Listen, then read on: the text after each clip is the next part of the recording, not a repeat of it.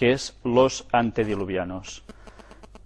En 3 imágenes prácticamente se condensa todo. Nosotros lo vamos a desglosar mucho. En el lado izquierdo de la pantalla arriba, esos objetos dorados, que es el mismo, visto en 2 perspectivas distintas. No sé qué veis vosotros allí. ¿Qué podríais decir que es esto? ¿Una cosa hecha al azar? ¿Una forma que ha salido así y ya está? ¿Qué parece un avión? Sí, ¿no? Pues bien, este avión no ha sido hecho desde que se inventó el avión para acá, sobre todo con estas formas que ya estamos hartos de ver en aviones, sobre todo en aviones, fijaos cómo parecen unas formas de alas de aviones que van muy deprisa, que suelen ser cazas. Esto no fue inventado ahora. Estos artilugios se encontraron incluso en culturas precolombinas, anteriores a la llegada de los españoles allí y de las culturas que ya había cuando ellos llegaron. Pero hay muchos objetos que van a sorprender a muchos, y precisamente a través de estos objetos, donde hay incluso gente que parecen astronautas, se basan para decir de que desde el exterior aparecieron objetos con seres de otros mundos, universos o no sé de dónde, y intervinieron para crear la humanidad o para interconectar con ellos también. Nosotros vamos a desmitificar todo esto. También hay, ya lo veis la imagen de abajo, dinosaurios. Se ha hablado mucho sobre los dinosaurios.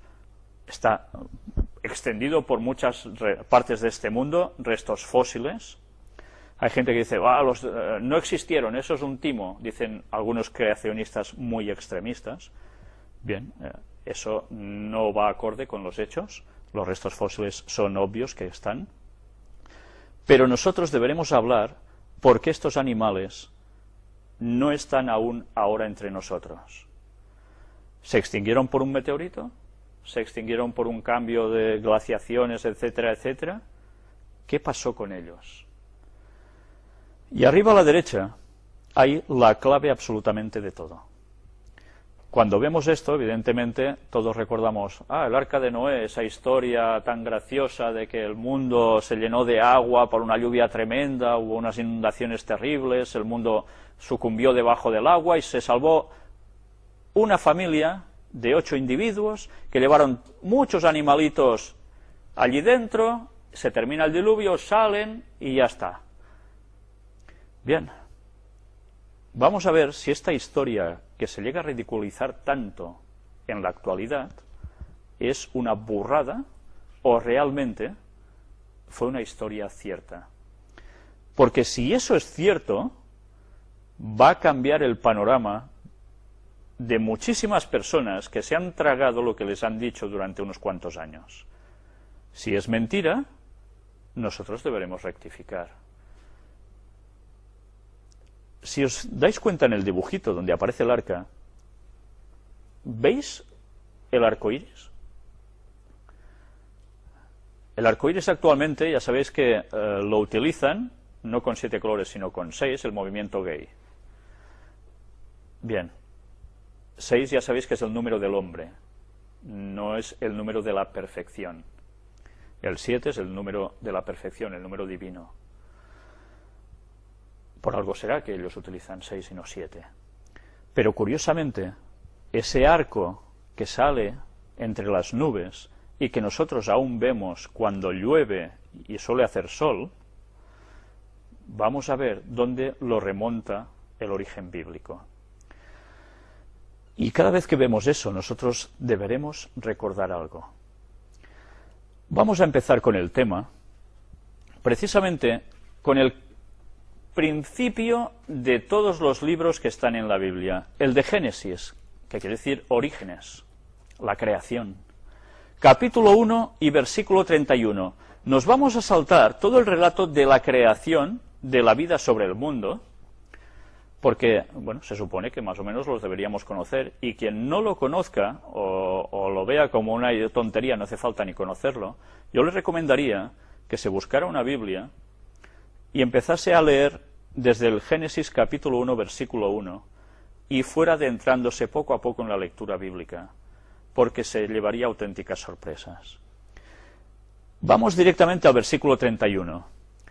Y vio Dios todo lo que había hecho, y he aquí que era bueno en gran manera, y fue la tarde y la mañana el día sexto. ¿El día sexto qué día es? Muchos dirían sábado. Es el viernes. Es el viernes. En la Biblia el viernes se le llama el día de preparación. ¿Preparación de qué? Preparación para el sábado, para reposar. Para que nada tengamos que hacer en sábado, habiéndolo preparado ya, como muy tarde, el viernes. Pues bien, cuando el relato bíblico nos habla de la creación del mundo, Moisés escribe, por las visiones que Dios le muestra, que pasan 5 días, y cuando llega el sexto, Dios termina su obra. Ha creado ya también definitivamente al hombre, que es lo último que crea, que pone sobre el mundo cuando ya lo ha hecho todo. Le ha preparado el panorama, la escena, y luego pone al hombre. Y Dios lo contempla todo lo que ha hecho y dice que era bueno en gran manera. Me gustaría que estas palabras las tuvieseis presentes con lo que ahora vais a ver. Bueno en gran manera. La evolución, ¿qué nos enseña?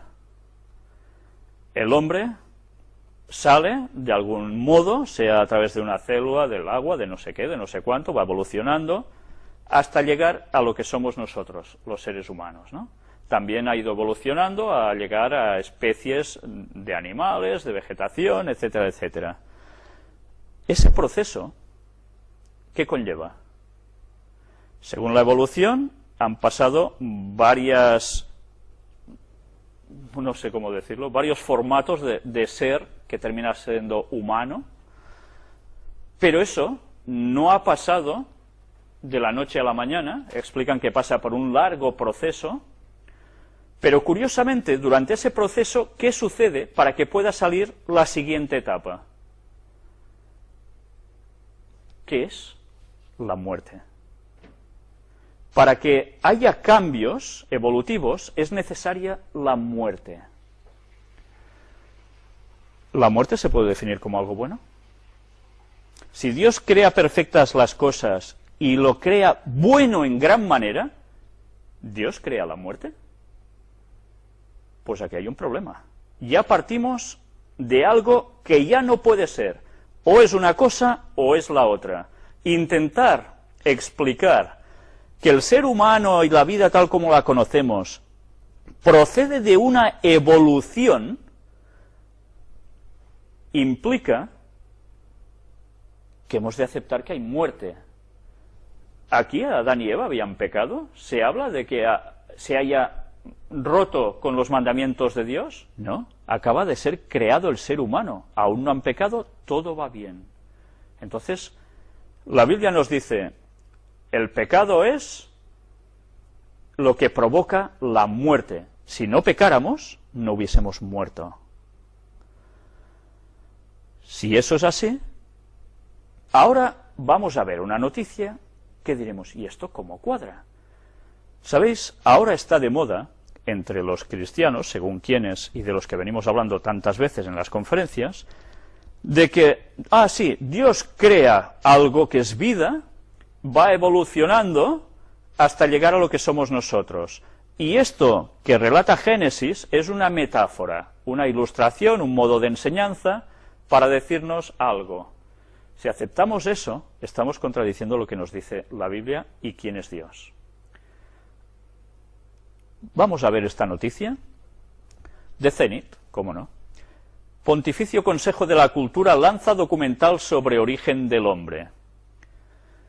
30 expertos opinan sobre la evolución, la creación y la fe. Les llaman expertos. 15 de septiembre de este año. Bajo los auspicios del Pontificio Consejo para la Cultura y como parte del proyecto Stock, acaba de ver la luz la versión trilingüe italiana, española e inglesa del DVD El origen del hombre. Se trata de una serie de 9 documentales en torno a la evolución, la creación y la fe, elaborados con el asesoramiento de profesores de la Pontificia Universidad de la Santa Cruz y de otras universidades. Recogen opiniones de más de 30 científicos, entre ellos los premios Nobel Christian de Duve y Werner Arber. Algunos de ellos son creyentes católicos, protestantes o judíos, y otros no. Estos documentales, realizados por Goya Producciones, investigan el desarrollo del universo desde el Big Bang hasta los primates, los homínidos y el triunfo del Homo sapiens. Responden a las preguntas: ¿cómo nació el universo? ¿Surgimos por azar? ¿Hubo una inteligencia que guió la evolución? Impresionante, ¿eh? Esta tercera pregunta es lo que ahora os estaba planteando hace un momento. ¿Una inteligencia que guía la evolución? O sea, Dios crea y va dejando que todo vaya sucediendo y lo va guiando hasta que salga el hombre. Y va guiando el proceso de muerte. Caray, vaya Dios tenemos. El premio Nobel Christian de Duve afirma que la teoría de que el mundo es eterno, inventada por Fred Hoyle, demostró ser falsa, y tuvo razón su maestro Lemaitre al descubrir la teoría del Big Bang, la explosión que dio origen al universo. El profesor belga Michel Jeans cree que la teoría de los universos múltiples fue ideada para escapar a la hipótesis de que Dios creó nuestro mundo. Pero esto no es una escapatoria, porque es imaginable que Dios Todopoderoso crease esta profusión de múltiples universos. Interesante lo de los múltiples universos, que ahora se está hablando mucho. Estoy preparando un tema precisamente donde vamos a tratar de esto, y con textos bíblicos y citas del Espíritu de Profecía que nos van a dejar pasmados a más de un creyente mismo, de cosas que a veces no somos conscientes y que están relatados ya en la Biblia. Pero bien, eso va a ser otro tema. Ya os he dicho tantos temas que hemos de tratar que... Madre mía. Para el profesor italiano Evandro Agazzi, el azar no explica la existencia del mundo. Los que creen explicarlo todo a partir de alguna ciencia positiva caen en una actitud reduccionista anticientífica. El profesor de Boston, Thomas Glick, cree que estos fundamentalistas del materialismo se fabrican una especie de religión o metafísica, pero nadie confunde esto con ciencia. Para el profesor Arana, de la Universidad de Sevilla, nunca hubo oposición entre fe y razón, pero siempre hubo oposición entre dos fes, la fe cientista, por decirlo así, y la fe religiosa. Nosotros, que hemos venido tratando tanto en las conferencias las noticias sobre el Vaticano, estamos viendo cómo precisamente el Papa no para de trabajar en la línea de fe y ciencia, fe y razón. Bueno, ya vemos que cuando el Papa trata algo, por algo es. Está trabajando con un propósito. ¿Es pues la Biblia compatible con la ciencia? El premio Nobel suizo Werner Arber responde: yo puedo leer en el Génesis, al comienzo del Antiguo Testamento, que el mundo fue creado en varios períodos. Interesante. En varios períodos. Y para mí esos varios períodos son precisamente evolución. ¿La Biblia verdaderamente habla de períodos? La Biblia habla de días literales. En el hebreo la palabra que se utiliza para día es de día literal, 24 horas. No de períodos evolutivos de 1000 años o de a saber cuánto. Hay religiones cristianas que se están acogiendo a ese concepto de períodos. Eso es una falsedad. Bíblicamente eso no es sostenible. Pero bien, ellos lo dicen. Ya estamos viendo que evolución implica muerte. En opinión del investigador holandés C.S. Dekker, el método de la ciencia por sí mismo no es cristiano ni es ateo. Ciencia y religión no están en conflicto. Y la ciencia en sí misma encaja muy bien con la visión cristiana del mundo. La serie El origen del hombre, afirma la productora, pone al desnudo una cierta explotación ideológica de la ciencia y en particular del darwinismo. Darwin fue manipulado a favor del racismo, tanto por parte del marxismo como en la Alemania nazi y en Estados Unidos. Bien, Darwin fue manipulado por alguien más, como vimos en las conferencias, como las sociedades secretas, ya con el abuelo de Darwin, les colaron el asunto de la evolución para cambiar el paradigma mental de la población cristiana de Occidente, para que se apartaran de Dios, de la creación. La Iglesia Católica, por su parte, no condenó a Darwin. Condenó otras cosas, pero esto no. ¿Qué cosas, eh? La evolución podría haberse dado dentro de la creación. Anda. ¿Esto es lo que están diciendo los católicos? ¿Esto es lo que está diciendo el Vaticano? ¿Aceptan la evolución dentro de la creación? Esta serie audiovisual, añade, expone la inconsistencia de posiciones ateas como la de Stephen Hawking, que ya también hablamos de él en anteriores conferencias, o Richard Dawkins en un extremo, y la de los fundamentalistas bíblicos y creacionistas en el otro. Interesante cómo se les tilda a los que siguen la Biblia y creen en la creación. Fundamentalistas bíblicos. Estos son fundamentalistas. La palabra fundamentalista, automáticamente, ¿a qué nos está llevando? A través de la asociación de conceptos que nos están transmitiendo por los medios de comunicación. ¿Cómo le llamáis a los islamistas radicales? Fundamentalistas. Ahora, a los creacionistas, a los que siguen lo que Dios hizo tal como fue, estos son fundamentalistas. Descrédito sobre ellos. Son gente que genera mal rollo. Por tanto, veremos hasta qué punto somos tolerados. Concluye que no es científico negar lo sobrenatural. La ciencia natural no capta lo que cae fuera de la esfera material. Esta nueva versión del DVD ha contado con una ayuda. ¿Sabéis de quién? De la John Templeton Foundation y de otros patrocinadores. En Italia la distribuye Difusione San Paolo bajo el título L'origen dell'uomo. ¿Quién dice que ayuda a esto? John Templeton Foundation. Vamos a tirar un poco del hilo, a ver qué nos sale. Muere el creador de la Fundación Templeton. Sir John Templeton creía que la ciencia del siglo XXI ayudaría a entender a Dios. Sir John Templeton falleció la semana pasada a la edad de 95 años como consecuencia de una neumonía. Atrás ha dejado una larga vida dedicada a los negocios y a la filantropía. Yo no sé si esto os empieza ya a sonar a algo. Hemos visto grandes personajes tipo Rockefeller y demás, que curiosamente todos son dedicados al mundo de los negocios y filántropos también, porque son muy buena gente y ayudan mucho a los demás. Y hemos ido viendo hasta ahora que normalmente estas personas pertenecían a ¿qué cosas? Sociedades secretas, trabajando conjuntamente con el Vaticano, con jesuitas y demás. Bien, vamos a ver, no anticipemos, vale.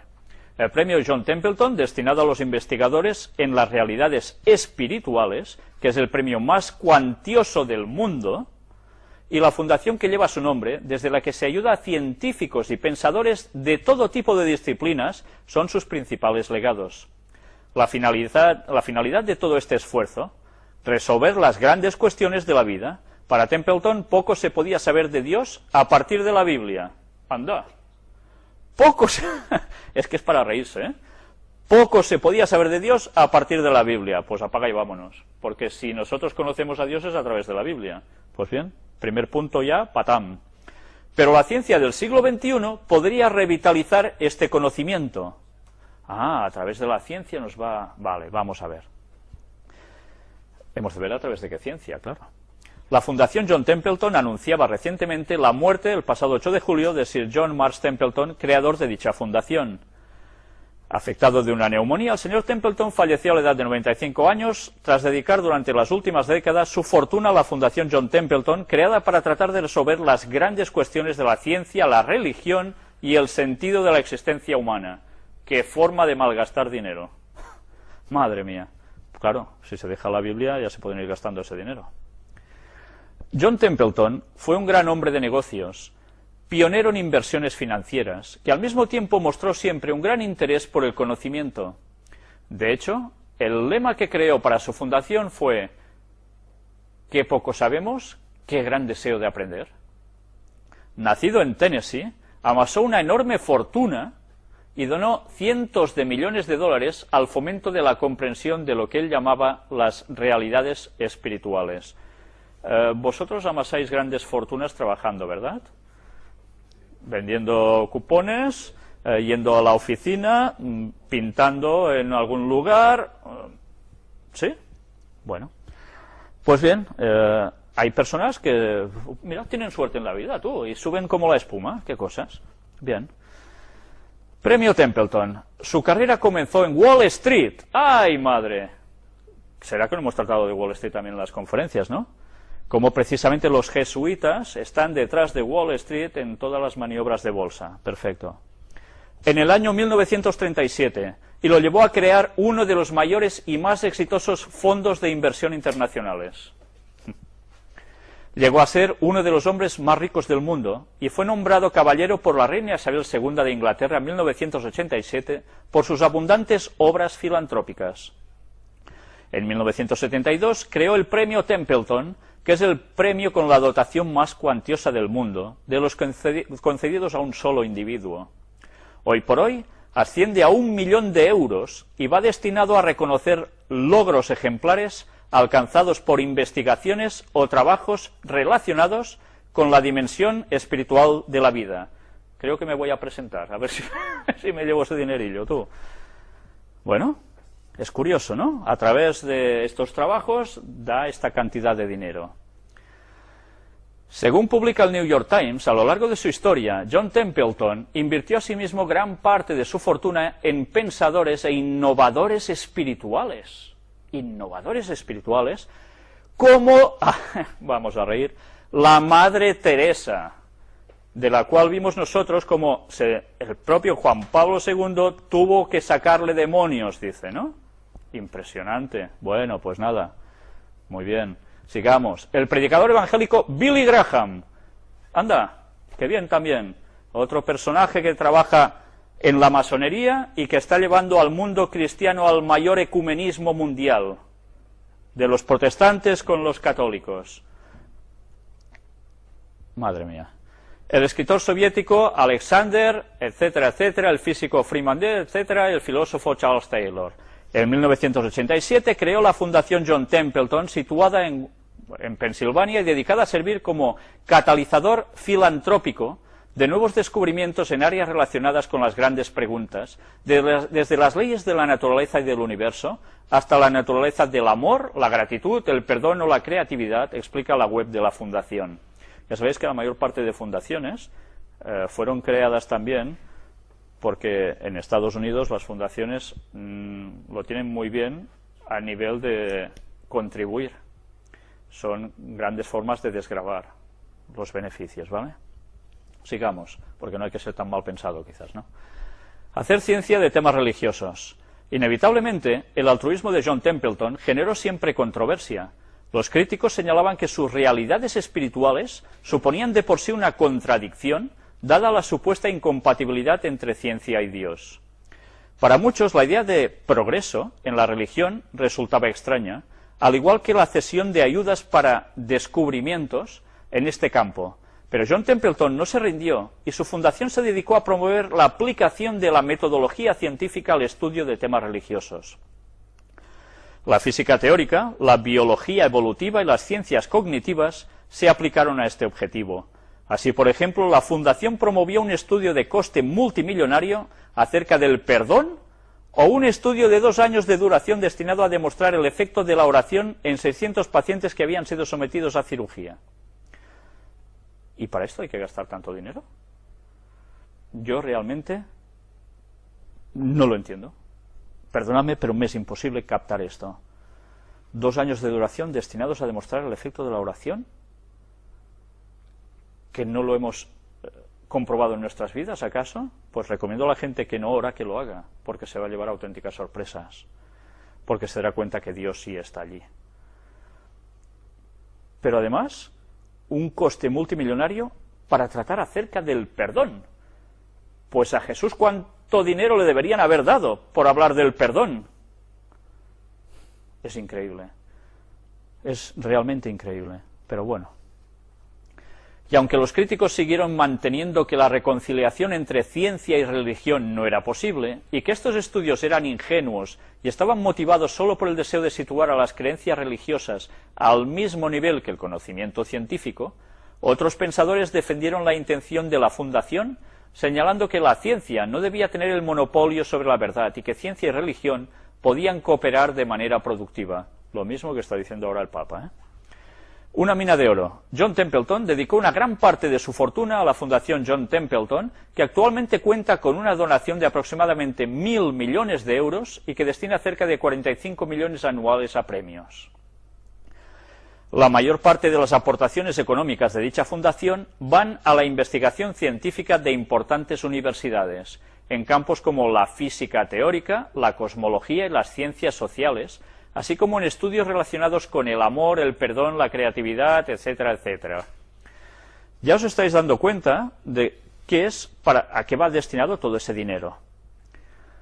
La Fundación también apoya y fomenta el diálogo abierto e informado entre científicos y teólogos para encontrar respuestas a esas grandes cuestiones que preocupaban al hombre de negocios desde los diversos campos de investigación. Es curioso que incluso, antes me lo he saltado, dice que ese dinero va destinado a la naturaleza y el origen de las creencias religiosas. ¿Hace falta destinar tantos millones para saber el origen de las creencias religiosas? Es muy fácil. Nosotros lo vamos a ver gratis en las conferencias porque la Biblia nos lo explica.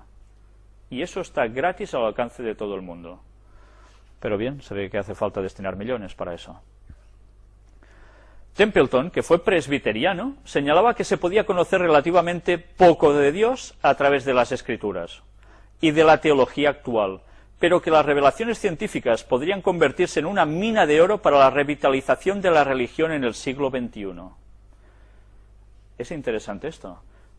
Los conceptos que nos está vendiendo el papado ahora son las mismas palabras que estaba utilizando más o menos este señor. A través de la ciencia, trabajando conjuntamente con la religión, van a mostrar también al mundo que precisamente eso puede ir junto y cambiar el paradigma mental de la sociedad para dar soluciones. Curioso cómo todo coincide. Bien, aquí hay toda la biografía de este señor. Ya veis algo muy curioso también. No sé si aquí lo encontramos. Precisamente asistió a la prestigiosa facultad de Yale. Curioso, ¿eh? La famosa Universidad de Yale de la que tanto hemos venido hablando, sede de sociedades secretas como los Skull and Bones, y de otra a la cual, curiosamente, este señor pertenecía. Y eso está en su historia. Pues bien, una vez más nos damos cuenta de cómo sociedades secretas están trabajando conjuntamente con el Vaticano para hacer lo que ellos quieren. El IU, sociedad secreta. Esta es a la que este señor pertenecía. Si vimos como de los Skull and Bones estaban precisamente los Bush, estaba Kerry, pues en esta otra estaba este señor y otros que también han llegado a lugares importantes en la nación norteamericana. Es curioso, ¿eh?, cómo se apoyan entre ellos para subir y cómo trabajan conjuntamente por detrás con el Vaticano. Pues bien, aquí tenéis todo esto, yo me lo salto para no alargar más sobre el tema. Creo que hacía falta empezar a mostrar quién está trabajando conjuntamente con el Vaticano para conseguir sus objetivos, y aquí lo habéis tenido. Y ahora, antes de poder profundizar en el tema, empezar a mostrar pruebas de las existencias de antediluvianos, etcétera, etcétera, nos vemos obligados a tener que recurrir al texto bíblico para que nos diga la Biblia su versión de todo esto, para poder comprobar si lo que dice son tonterías o no. Antes os he dicho algo muy interesante, y que cuando una persona lee la Biblia por primera vez, dice, ¡buah, qué rollo!, y me lo salto. Lo comprendo, porque puede ser un poco pesado, pero esa era la clave para poder tener un origen del pueblo judío, de dónde partía el pueblo judío. Y no solo el pueblo judío, sino también toda la humanidad. En Génesis capítulo 5, precisamente se habla de los árboles genealógicos por generaciones, desde que Dios crea a Adán hasta un cierto momento. Y no termina allí. Posteriormente, en otros libros también bíblicos, aparecen genealogías posteriores a las que vamos a ver aquí. Pero esas son posteriores al diluvio. Nosotros vamos a coger solo el tema de hasta el diluvio. Vamos a empezar a leer. Bueno, os he dicho que podía resultar pesado porque hay mucha lectura, pero me gustaría que mientras vayáis leyendo conmigo o me vayáis escuchando, vayáis reteniendo las edades de estos señores. Hay personas que cuando leen esto dicen, anda ya, esto no me lo trago. Bien, deberemos mostrar cosas para que esto se lo traguen. Vamos a empezar leyendo. Génesis 5 a partir del versículo 1. Este es el libro de las generaciones de Adán, el día en que creó Dios al hombre, a semejanza de Dios lo hizo. Yo, ya parándome en este primer versículo, me deja muy clara la Biblia que Dios crea al hombre a su semejanza. No crea ni una cosita extraña, plan célula y ya está, ni crea monos, ni crea nada raro. Crea a alguien totalmente digno, a semejanza de él mismo. ¿Sabéis? Las personas que se van a suicidar, las personas que lo pasan mal, deberían recordar que a nosotros nos creó Dios, y nos creó a su semejanza. No nos creó como a un gato, ni como a un perro, ni como a una cebolla, ni nada parecido. Nos creó a su semejanza. Estas personas pueden llegar a pensar que Dios verdaderamente los va a dejar si se ha preocupado de crearlos a su semejanza. Otro texto anterior, en el mismo Génesis, nos dice a imagen y semejanza. Imagen física, no quiere decir que seamos de la misma materia, pero sí semejantes físicamente, y además en la forma de hacer funcionar el cerebro, mentalmente. Nunca os desesperéis cuando lleguéis a situaciones extremas, porque Dios nos hizo y se tomó la molestia incluso de que el propio Creador vino a encarnarse para morir por nosotros para que pudiésemos ser salvos. Y un Dios que no nos quisiera para nada, en momentos que estamos y nos sentimos mal, está allí, como están los momentos buenos. Pero sabed que orando podéis recurrir a Él, porque Él sigue estando por nosotros. Vamos a seguir avanzando. Varón y hembra los creó, y los bendijo, y llamó el nombre de ellos Adán, el día en que fueron creados.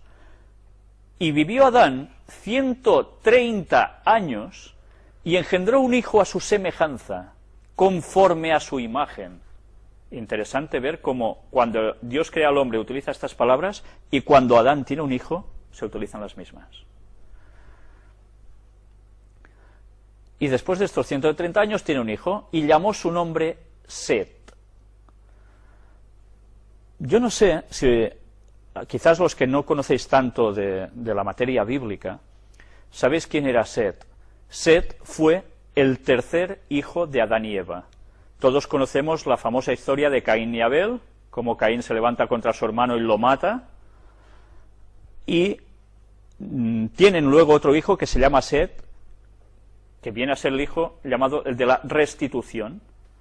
Sabéis que Caín no hacía la voluntad de Dios, Abel sí, fue el que fue asesinado.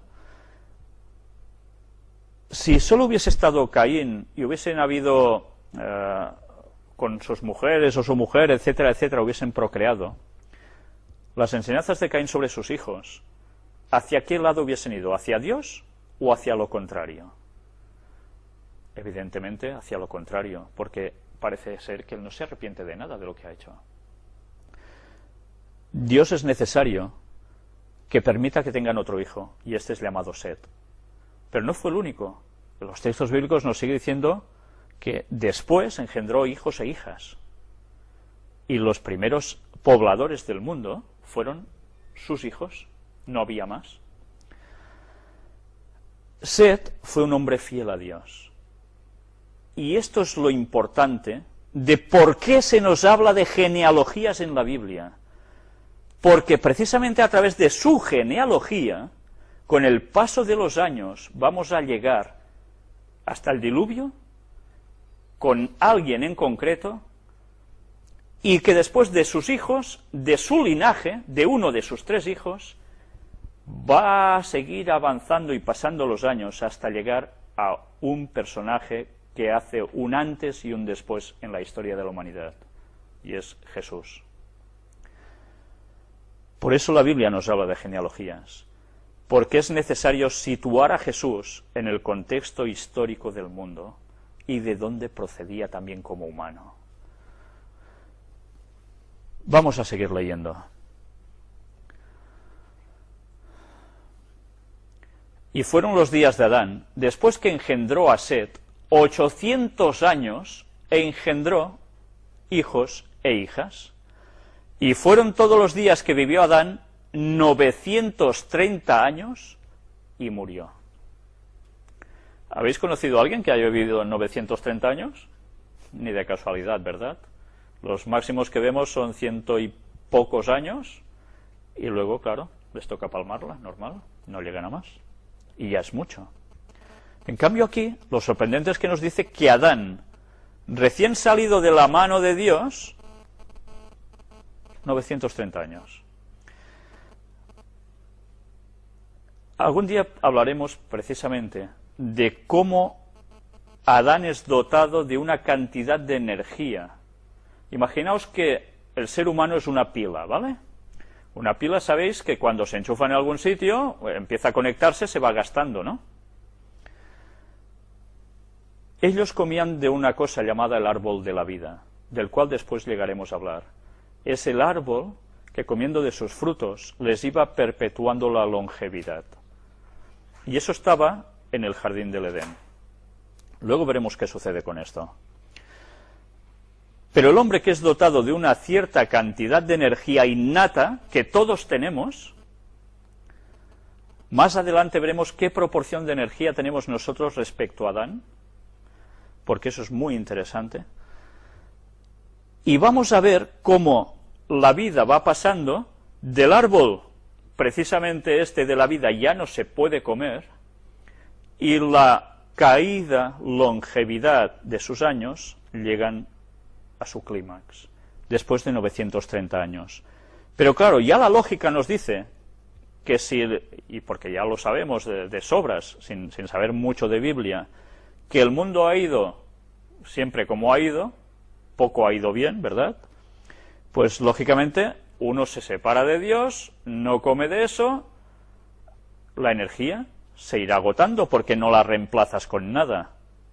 Sí que se reemplaza la energía, ¿lo sabíais? A través de lo que coméis, básicamente. Básicamente. Por eso es interesante ver qué dieta seguía Adán, qué dieta seguía mandada por Dios, porque Dios sabía cuál era su mejor combustible, para que él funcionara y pudiese perpetuarse más. Y eso es el mundo vegetal. No era carnívoro, para nada. De eso hablaremos más adelante. Pero bien, es interesante ver cómo llega un momento en que, pum, se va apagando hasta que se muere. Pero caray, 930 años. ¿Quién se apagará esta edad, no? Vamos a seguir avanzando. Vivió Set, su hijo, 105 años y engendró a Enós. Démonos cuenta cómo no se engendran con 25 años, o 20, o 30, sino cuando ya pasan de los 100, ¿no? Esto nos está dando muestras de que su juventud, o su adolescencia, o su pubertad, o todo, era mucho más prolongada, al menos según el relato bíblico, ¿verdad? Y vivió Set después que engendró a Enós 807 años y engendró hijos e hijas. Y fueron todos los días de Set 912 años y murió. Ya veis, vive menos que su padre, ¿verdad? Vivió Enos 90 años y engendró a Cainán. Este ya genera hijos un poco antes, ¿verdad? Y vivió Enos, después que engendró a Cainán, 815 años y engendró hijos e hijas. Y fueron todos los días de Enos 905 años y murió. Vivió Cainán 70 años y engendró a Mahalaleel. Y vivió Cainán, después que engendró a Mahalaleel, 840 años y engendró hijos e hijas. Y fueron todos los días de Cainán 910 años y murió. Vivió Mahalaleel 65 años y engendró a Jared.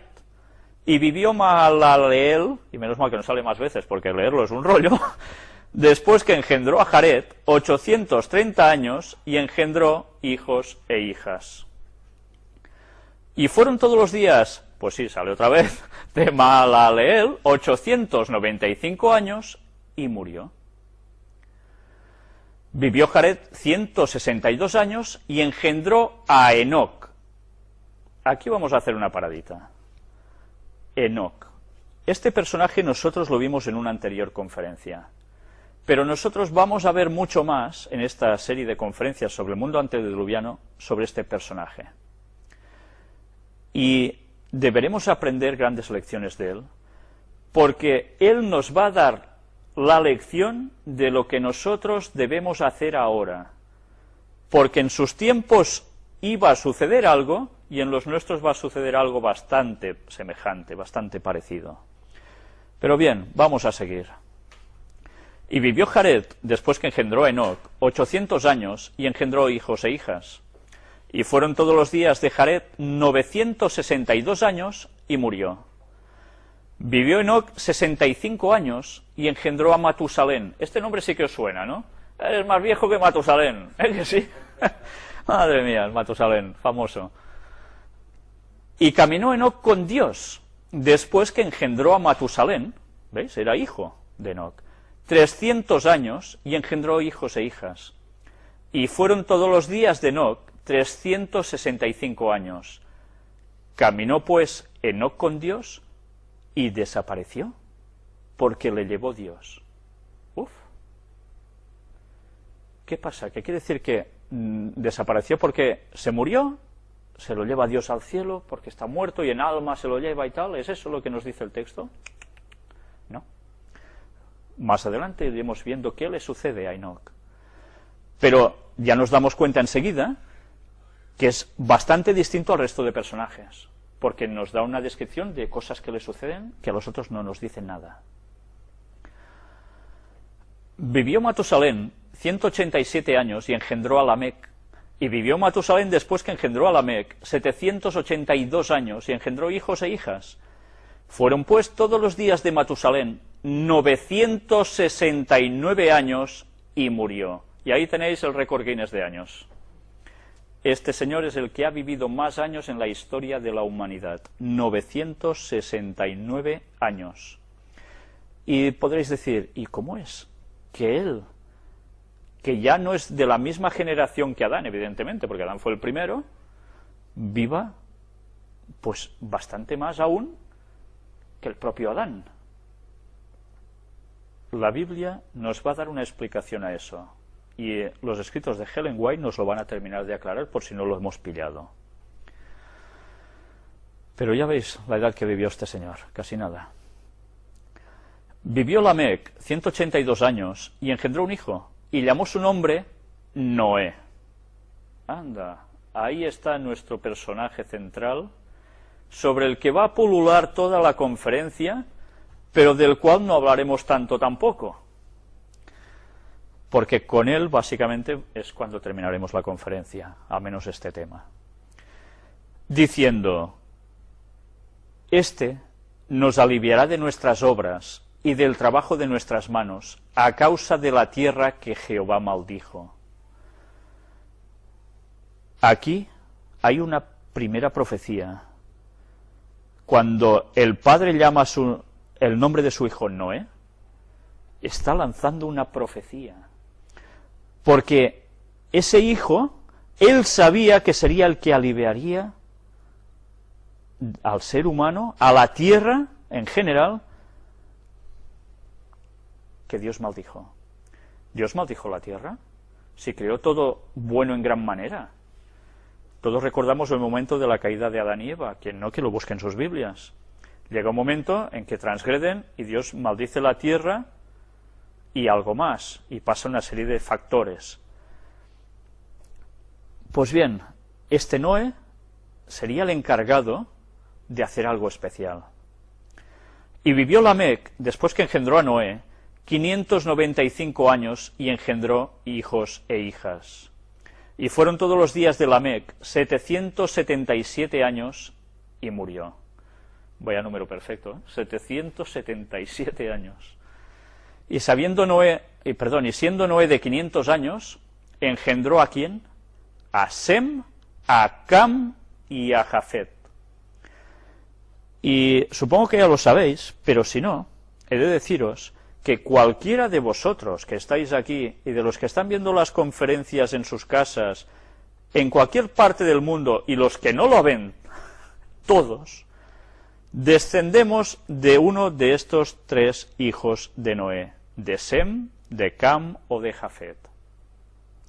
Porque ellos fueron los que entraron en el arca y se salvaron de ese diluvio, y de ellos y sus esposas salió todo el género humano que nosotros estamos pisando en esta tierra, sean anteriores a nosotros o nosotros, y los que van a venir después. De Sem, curiosamente, y ahora ya lo anticipo, vienen los judíos. Pero los judíos no vienen ni de Cam, ni vienen de Jafet. Estos dos señores tuvieron linajes que se fueron estableciendo en otras partes de la tierra. Iremos viendo como de estos tres señores solo hay uno solo, que sigue lo que Dios dijo que se debía seguir para el bien. Los otros dos volvieron a lo mismo que sus ancestros.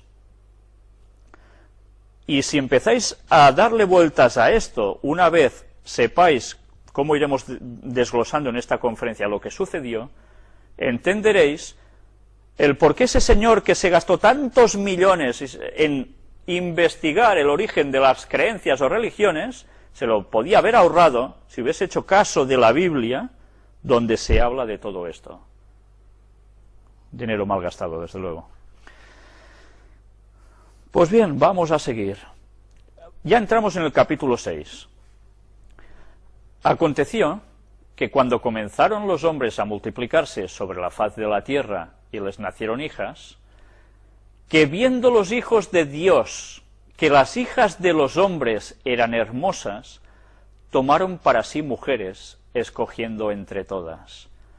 Aquí me veo obligado a tener que hacer una parada, porque hay personas, como dice la masonería, curiosamente, como dicen los testigos de Jehová que salieron de la masonería, y como dicen otras personas, sin saberlo, que esto fue original, que no provenía de Dios esos conceptos, están diciendo que esos hijos de Dios eran ángeles caídos que acompañaron a Lucifer en su rebelión a Satanás, y vinieron y dijeron, ¡hala, qué mujeres más guapas! Y ñaca, y tuvieron hijos con ellas. Y de allí salen, pues, personajes que son llamados Nifilims, gigantes, y que estuvieron por la tierra. Bien, tendremos que demostrar que este concepto no es bíblico. Guste o no guste, pero no es bíblico. Pero deberemos tener tiempo para demostrar eso. Todo llegará. Tened paciencia. Y dijo Jehová, no contenderá mi espíritu con el hombre para siempre, porque ciertamente él es carne, mas serán sus días 120 años. Aquí Dios dice, el hombre ya no funciona bien, todo se ha destorotado. Lo que él había creado perfecto, ahora de perfecto poco le queda ya, porque el ser humano lo ha estropeado todo. Evidentemente instigado por Satanás, que es el que estaba detrás, y sus ángeles caídos. Aunque no hicieron eso que allí pone, pero bien. Y Dios dice que sus días serían 120 años. No está diciendo que el hombre viviría un máximo de 120 años solo. No se está refiriendo solo a esto, no. Se está refiriendo a que a partir de ese momento al ser humano le quedaban 120 años, porque luego pasaría algo, el diluvio. Tenían 120 años para cambiar.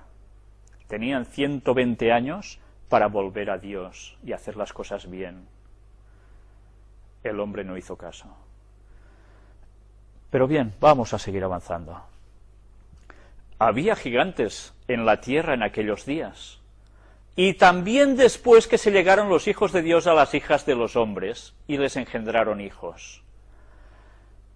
Ya es muy fácil darse cuenta cómo esa interpretación que antes os he dicho es una auténtica locura. Porque los gigantes estos, que dice, estos fueron los valientes que desde la antigüedad fueron varones de renombre, hablaremos qué quiere decir cuando dice varones de renombre en su momento. Ahora solo os aclaro una cuestión. ¿Cuándo había gigantes en la tierra? ¿Después que esos ángeles caídos se juntaron con las mujeres guapas y tuvieron hijos? ¿Esos hijos fueron los gigantes consecuencia de esto? No, el mismo texto nos lo está desmintiendo. Leamos, sencillamente eso, leamos. Había gigantes en la tierra en aquellos días, y también después que llegaron los hijos de Dios a las hijas de los hombres. O sea que ya había gigantes en la tierra. Eran gigantes todos, porque veremos como esa gente no tenía nuestra altura ni de risa. Y eso debemos tenerlo claro para no caer en malas interpretaciones bíblicas que nos están colando por todas partes. Los hijos de Dios, antes os he hablado, ¿quién seguía? ¿Qué linaje seguía? ¿Por qué hay los árboles genealógicos? ¿Quién seguía la voluntad de Dios de todos esos hijos que Adán tuvo? Pues fue solo una rama de estos, no fueron todos los demás fueron paganos, se rebotaron contra Dios. Solo hubo una línea de ellos que seguía a Dios, y esos eran los llamados hijos de Dios.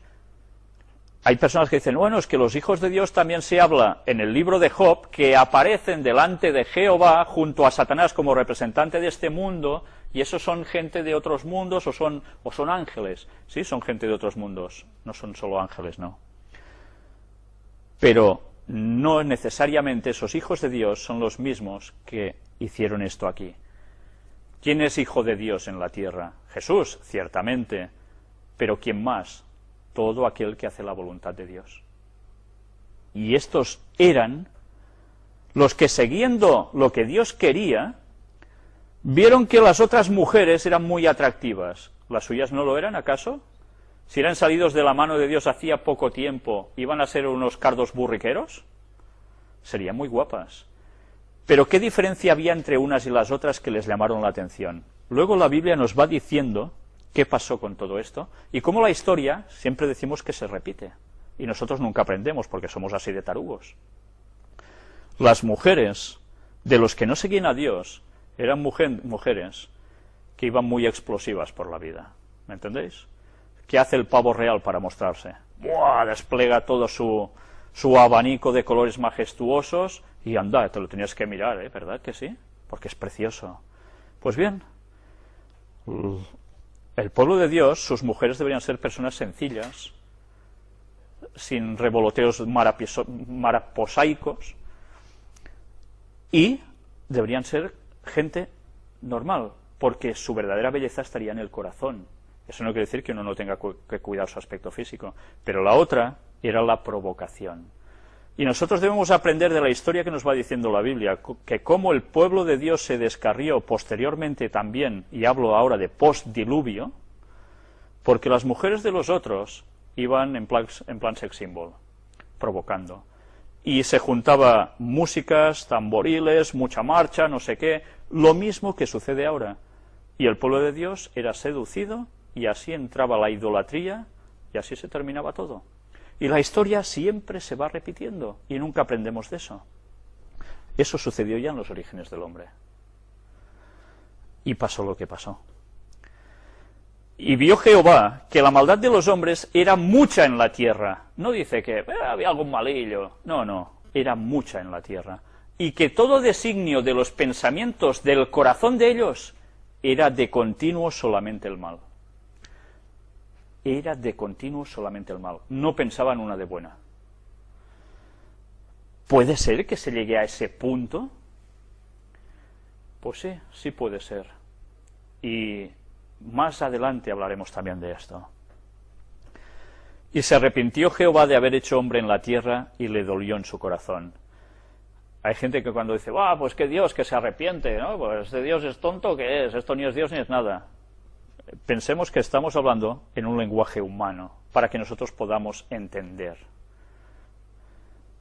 Arrepentirse, en este caso, implica que Dios lo hizo todo perfecto, pero todo se pifió. Y a él le dolió lo que pasó. Y se arrepintió de haberlo hecho y quiso poner borrón y cuenta nueva. Él no se arrepintió como nos arrepentimos los humanos, pero qué forma de poder describir ese sentimiento de que hay que cambiar las cosas, sino a través de un arrepentimiento. Bien, nosotros a veces, pensad que los profetas escriben en lenguaje humano, no escriben en lenguaje angelical, ni en lenguaje divino. Escriben según sus propias palabras lo que ellos expresan, lo que han visto en visión, y dan a conocer sus conceptos como bien pueden. Y eso debemos tenerlo presente siempre. Y dijo Jehová, raeré de sobre la faz de la tierra a los hombres que he creado, desde el hombre hasta la bestia, y hasta el reptil, y las aves del cielo, pues me arrepiento de haberlos hecho. Y podemos pensar, ¿y qué culpa tenían estos animalitos de que también la tengan que palmar? Algo pasó que hizo que Dios tuviese que tomar este sentido tan estricto. Cuando nosotros leemos estos textos, podemos pensar, ¿qué Dios más malo?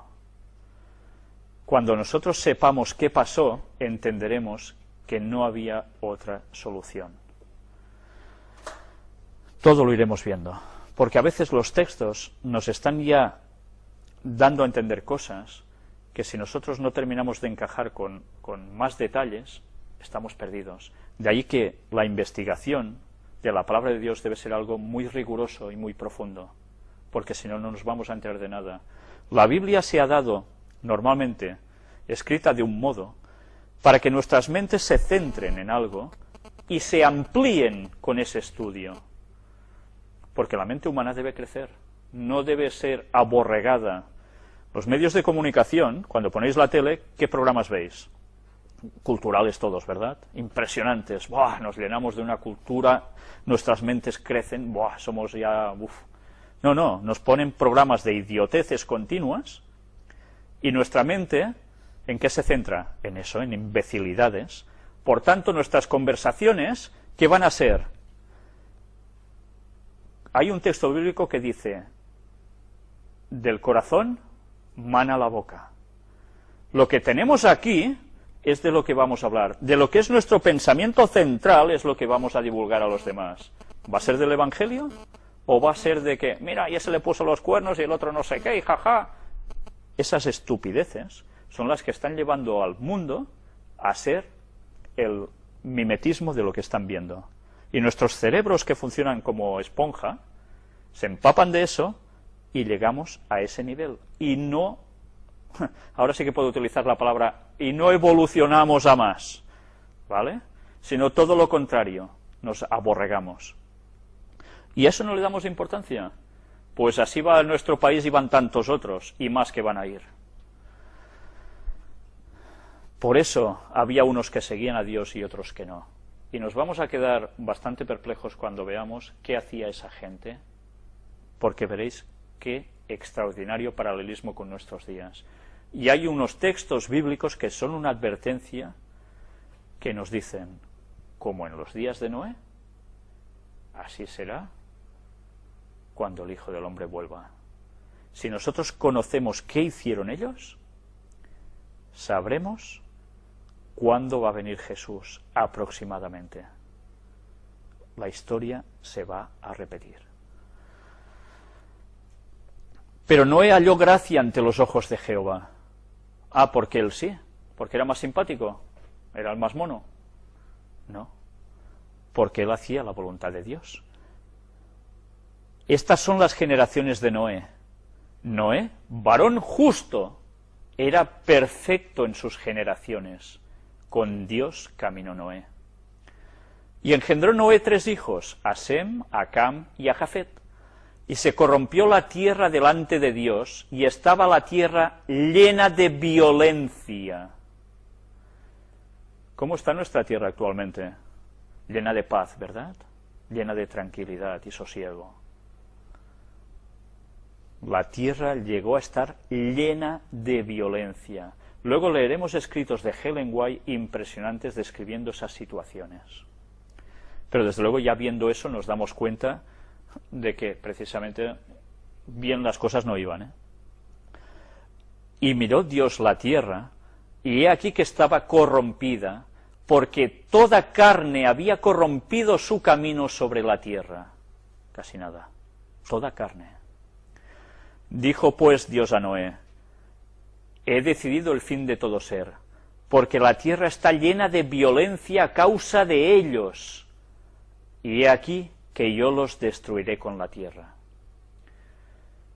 ¿Sabéis? Cuando uno va leyendo la Biblia y va conociendo a Dios en profundidad, no esas primeras sensaciones que a uno le pintan y que dice, oh, qué Dios más malo, que se los cargaba a todos y no sé qué, no. Cuando uno profundiza de verdad y se da cuenta del porqué de las cosas, y ve claramente el carácter de Dios en la manifestación de Jesucristo en la tierra, se da cuenta que ese Dios es realmente increíblemente bueno. Para llegar a ese punto, el corazón de Dios se debió partir.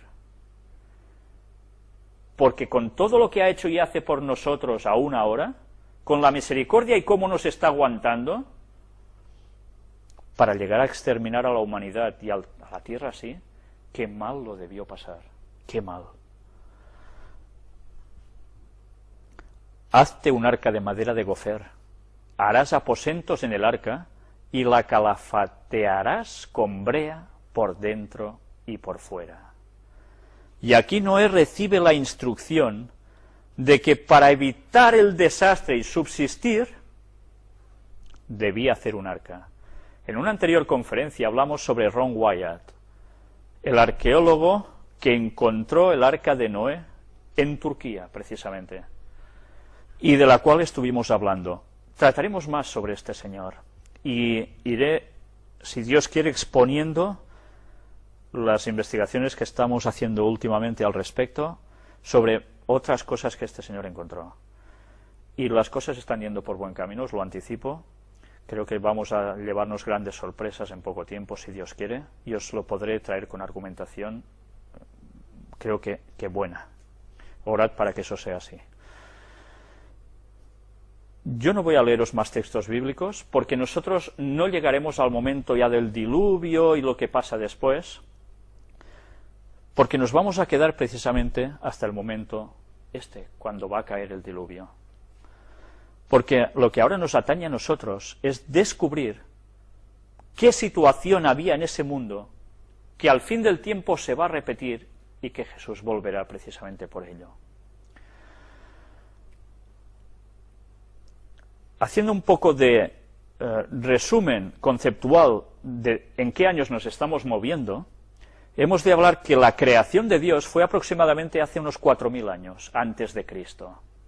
O sea, que el diluvio sucedió unos 2500 años antes de Cristo. Pasaron unos 1500 años entre la creación y el diluvio. Y en 1500 años el hombre pudo ser tan, no sé qué adjetivo ponerle, para llegar a ese punto de maldad que Dios tuvo que poner fin y volver a empezar de nuevo. Desde la creación hasta nuestros tiempos actuales, aproximadamente han pasado 6000 años. ¿Qué diferencia de lo que nos dice la evolución? Miles de millones de años que patín patán. La Biblia nos dice 6.000 años desde Adán hasta nosotros aproximadamente. Y recordad que Jesús viene cuando empieza el 7º milenio. 6.000 años de historia, dicen las citas, y después viene Cristo. Va a volver. Nosotros no sabemos exactamente el día, mes, año en que fue creado Adán. Hay unos momentos de cómputo que parece que se pierden, pero sabemos que aproximadamente estamos sobre ese 6.000. Y cuando empiece el 7, ese 7º milenio, el 7 es el número de la perfección de Dios. Es cuando Él va a poner punto y final durante un tiempo y va a empezar los 1000 años de paz. Que eso ya lo vimos algo de qué va a suceder durante esos 1000 años y que no van a suceder precisamente aquí. Pero bien, algo hablamos ya de eso. Ya seguiremos profundizando en otro momento al respecto. Pero desde luego, lo que Dios dice para nada está de acuerdo con todas las teorías que están pululando por este mundo actualmente. Aquí remarcaremos Génesis 6, versículo 5. Y vio Jehová que la maldad de los hombres era mucha en la tierra, y que todo designio de los pensamientos del corazón de ellos era de continuo solamente el mal. La maldad de los hombres en toda la tierra, no solo en una parte. ¿Sabéis? Hay gente que dice, sí, hubo como un diluvio, una gran inundación, pero sucedió en una zona concreta del planeta. Y de allí salió el mito de Noé, que curiosamente, qué gracia, personas que viven en cualquier parte del globo terráqueo, sea de la cultura que sea y de la civilización que sea, tienen un denominador común, y es que todos tienen en sus registros que hubo un diluvio universal, y que se salvó un Señor en algo y con alguien más. Todas las culturas del mundo. ¿No os da que pensar eso? ¿Creéis que una cosa que pasó localizada en un lugar se hubiese extendido todo esto a todas partes? Es absurdo. Pero bien, eso es para que vayáis pensando, ¿no? En Génesis 6 lo volvemos a recalcar. Y se corrompió la tierra delante de Dios, y estaba la tierra llena de violencia. Y miró Dios la tierra, y aquí que estaba corrompida. Ya no es lo que Él habría creado, porque toda carne había corrompido su camino sobre la tierra. Toda carne. ¿Solo seres humanos? Dijo pues Dios a Noé: he decidido el fin de todo ser, porque la tierra está llena de violencia a causa de ellos, y he aquí que yo los destruiré con la tierra. La tierra estaba llena de violencia, por el ser humano y por qué más. Si nosotros leemos el registro bíblico, nos damos cuenta que en un principio los animales vivían en armonía unos con otros, no se devoraban, nadie se alimentaba de otra especie animal, sino que todos comían de lo que Dios les había dado, que era lo que había en frutos, en hierba, nada más. Cuando entra el pecado, todo se tergiversa, y empiezan las masacres entre los animales también. Qué bonito cuando vemos un documental de animalitos, y mira cómo se mueven y qué majo, pero luego a veces nos muestran su parte que nos deja perplejos, cuando vemos cómo se devoran unos a otros, ¿no? Claro, eso no es muy bello de ver, ¿verdad? Pero es una realidad. Dios no creó el mundo así. Bueno, todo lo trataremos en su momento. Dijo pues Dios a Noé: he decidido el fin de todo ser, porque la tierra está llena de violencia a causa de ellos, y aquí que yo los destruiré con la tierra. No los destruye solo a ellos. Démonos cuenta de qué frase utiliza al final. Y he aquí que yo los destruiré con la tierra. La tierra iba a ser destruida. ¿Qué quería decir esto? ¿Que el planeta iba a hacer ¡pum! Y iba a desaparecer desintegrado? No. Pero que en ese diluvio algo además iba a suceder, que no solo era caer agua, y la tierra iba a ser destruida, cambiada radicalmente. Tengamos esto presente, porque si no entendemos el lenguaje que la Biblia está utilizando ya aquí, es cuando caemos en las tonterías evolutivas de los períodos científicos que nos hablan de esta época que pasó esto, esta época que pasó lo otro. No, no, no. Hemos de entender este clímax que pasó en la propia Tierra para poder captar que hubo un cambio brusco, radical, que lo cambió absolutamente todo. Y si nosotros intentamos datar cosas con carbonos 14 y mil y unas cosas más, por estratos, etcétera, etcétera, vamos a quedarnos perplejos para explicar según qué cosas. Si la gente científica no acepta esto, es cuando sus mentes empiezan a divagar para explicar cosas que no pueden explicar si no van al relato bíblico. Y eso hace que se aparten de Dios, porque creen que su ciencia es superior a lo que Dios dijo que pasó. El engreimiento del hombre, el egoísmo, el orgullo, es idolatría. Porque se está sirviendo a Satanás cuando hay idolatría, no se está sirviendo a nadie más. Hazte un arca de madera de gofer. Esta madera, algún día trataremos qué es exactamente, pero también es cierto que sí vamos a ver algo durante esta conferencia de esto. Harás aposentos en el arca y la calafatearás con brea por dentro y por fuera. Evidentemente esto era para que no hubiese filtraciones, ¿verdad? Pero además harás aposentos en el arca. Tenía que hacer apartados, cámaras, habitaciones, llamadle como queráis. Para algo era eso.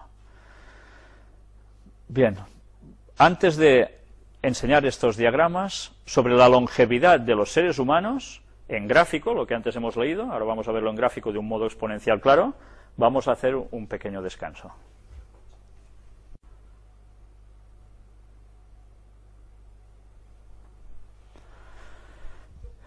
¿Vamos a seguir la conferencia o no?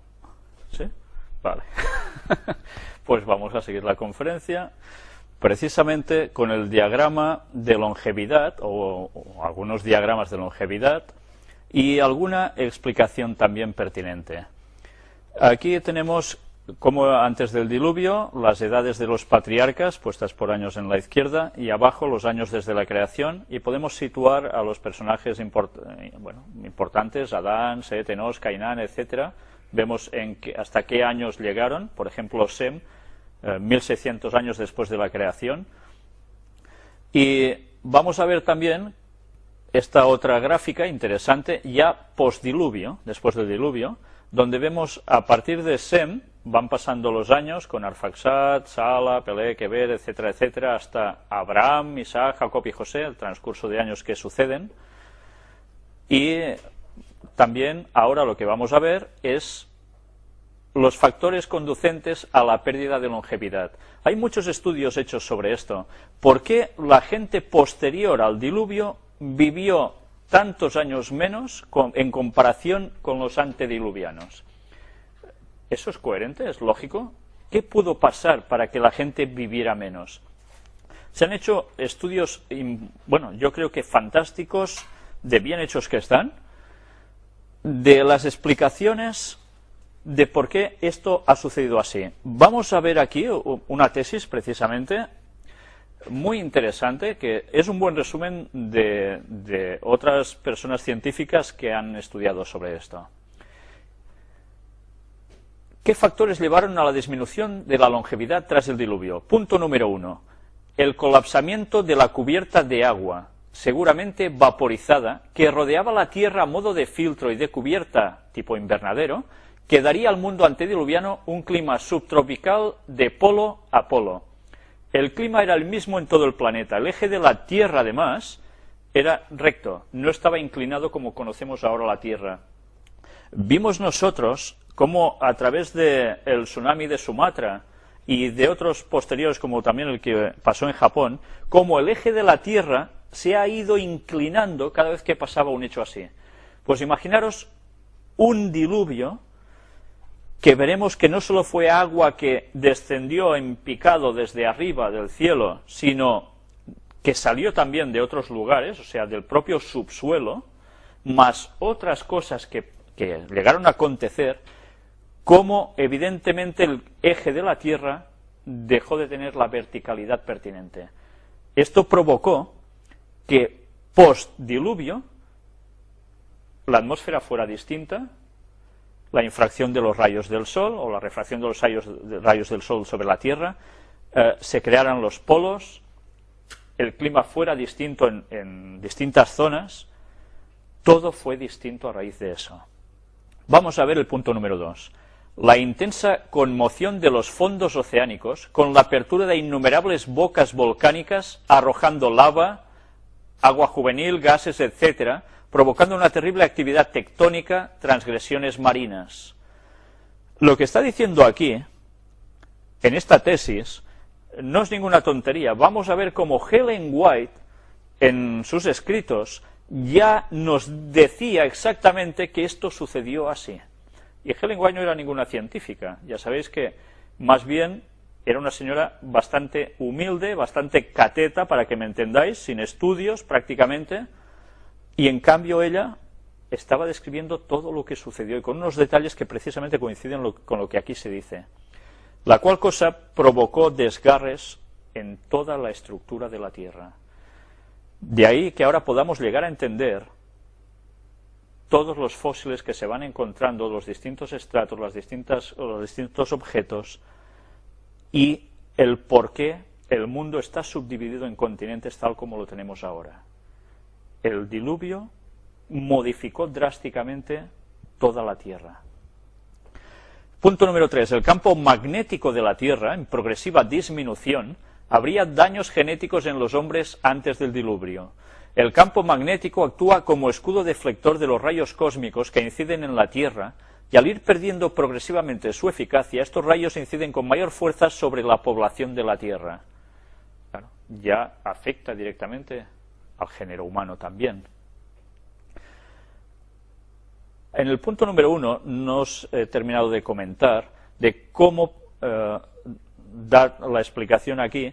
La Tierra estaba envuelta por una capa atmosférica de una gran densidad de agua vaporizada, y cuando dice la Biblia que el agua se desplomó de lleno, es que verdaderamente toda esa capa que recubría la atmósfera de agua bajó como cataratas. Y claro, ellos que no habían visto llover nunca, que se estuvieron mofando de Noé porque jamás una nube descargó agua, que la Biblia dice que la tierra se regaba por un vapor que salía de ella. Imaginaros los hombres de ciencia de antaño, qué pitorreo cuando Noé dijo que iba a llover. Era científicamente imposible. Pero es que Dios es el Dios de la ciencia y de las leyes de la ciencia, y si Él quiere modificar algo, lo hace. Y el ser humano, por más científico que sea, tendrá que apechugar con las leyes de Dios tal como Él las quiere poner en su momento. Pues bien, esas cataratas que caían del cielo provenían de esto, y se juntaron con agua que salió subterránea y todas las actividades volcánicas al mismo tiempo. Esto empieza a explicar el porqué de lo que antes os decía. Punto número 4. El dióxido de carbono en la atmósfera en grandes cantidades indican que aumenta la acidez de la sangre. Un resultado de ello es una superior retención de calcio y zinc. Esto eliminaría la artritis. El efecto más importante es la dilatación de los vasos sanguíneos del cerebro y piel. Llevaría una mayor oxigenación al hipotálamo, encargado de regular el envejecimiento. Entonces, al aplicarle CO2 en gran cantidad, retardaría el proceso de madurez. Bien, ya veis, y hay aún otras explicaciones al respecto, que lo podéis ver incluso en documentales, que vale la pena ver, porque es lo que normalmente la ciencia no dice de todo esto. Vamos a ver aquí esta gráfica sobre lo que antes os hablaba de la fuerza vital. Desde el nacimiento o la creación del hombre, por decir algo, de Adán en este caso, toda esa potencia, esa fuerza vital con la que Dios le dotó. Adán, evidentemente, ¡pam!, está hecho al 100%, es una pila completa, por decir algo. Con el pecado, se va gastando esa pila, ya no se alimenta de la energía necesaria del árbol de la vida y va declinando hasta que a los 930 años fallece. La fuerza vital que nosotros tenemos, hay citas de Ellen White que son realmente impresionantes, y esto está basado precisamente en ello. 20 veces menos de fuerza vital, 5% respecto de Adán, 10 veces menos en años de vida, 10% respecto de Adán. Nosotros seríamos esta gráfica roja de aquí, no la línea azul de vida de Adán. Nosotros, 80, 90 años, como mucho, es solo un 10% de la longevidad de Adán. Llegamos aquí y ¡puf! Ya está. ¡Qué miseria! ¿Eh? ¡Qué miseria! Y por estos breves años que hacen ¡puf!, nos matamos a conseguir lo que sea, intentar vivir, venga, no sé qué. Bueno, qué burros somos, qué burros somos. Porque nosotros sí que podemos vivir esto aquí, pero es que por delante tenemos una línea que no llegará solo hasta aquí, irá ascendiendo, que será la eternidad. Y nos vamos a perder la eternidad, algo incomputable en tiempo, por querer hacer nuestras bobadas. Vaya cambio. Pero de eso ya se encarga Satanás, de hacer atrayente su modo de vida, ¿no? Pues nosotros, con el paso de los años, no tenemos esa carga de energía vital que tiene Adán, tenemos mucha menos. Por eso nos pasa que nuestra longevidad es tan corta. Bien, ¿cómo se va a recuperar eso? Pues una vez más, y la Biblia nos lo dice, cuando todo haya terminado, volveremos a comer del árbol de la vida. Y la longevidad volverá a estar asegurada. Seremos eternos, tal como Dios nos hizo en un principio.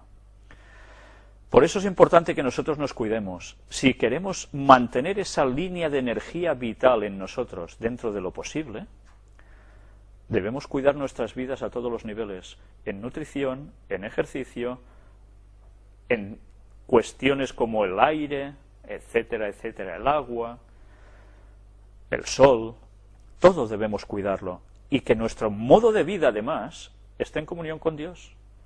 Porque si no, no nos vamos a llenar de la vida que Dios nos da.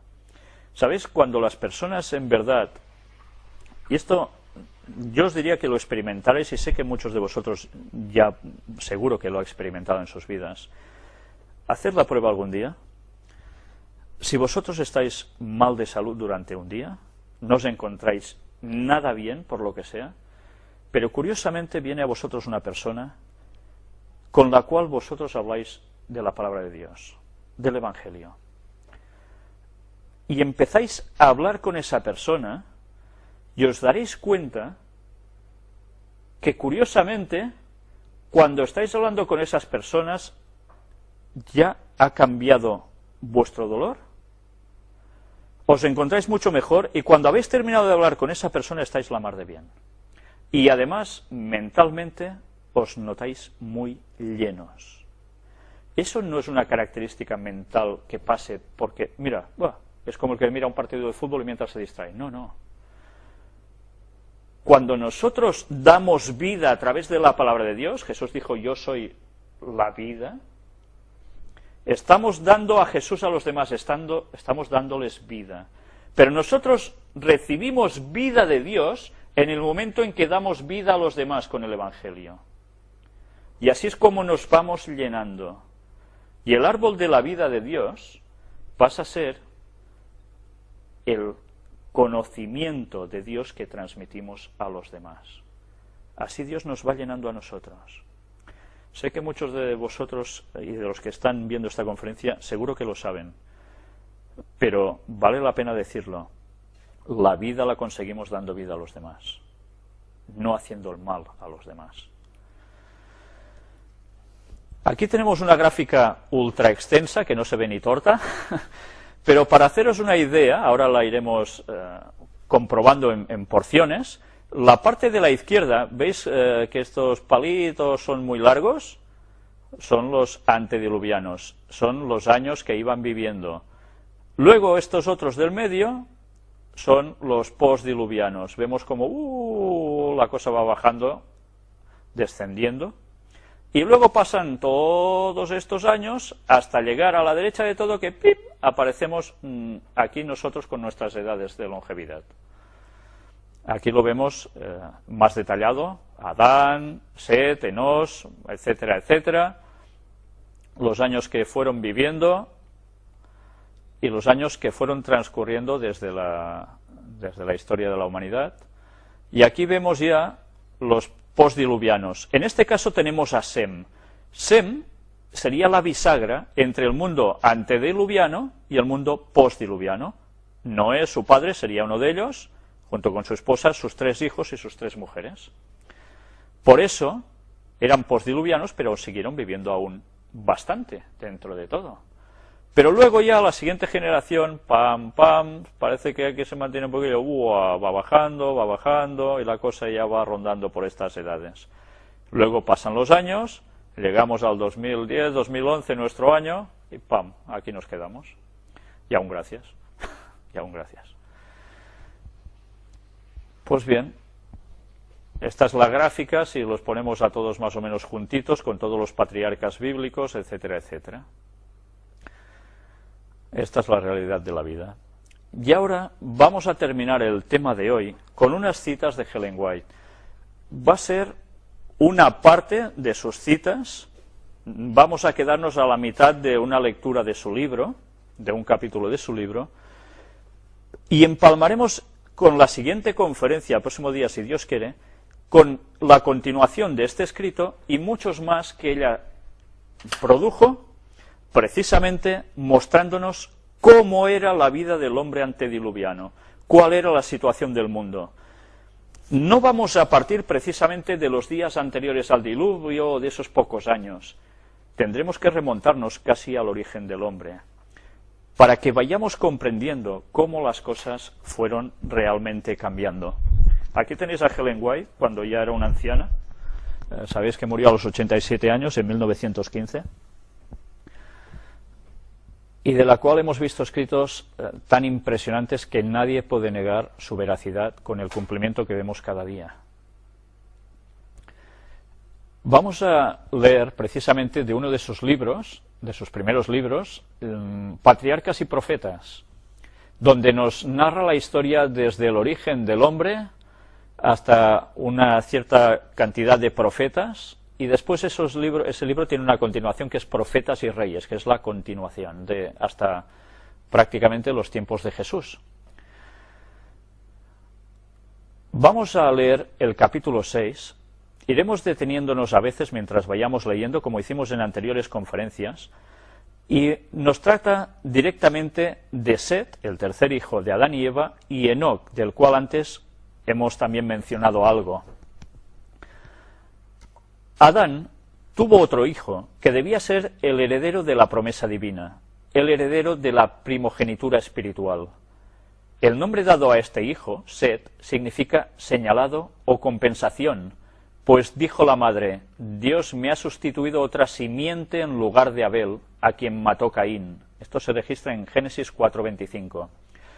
Es interesante las palabras que aquí utiliza Eva.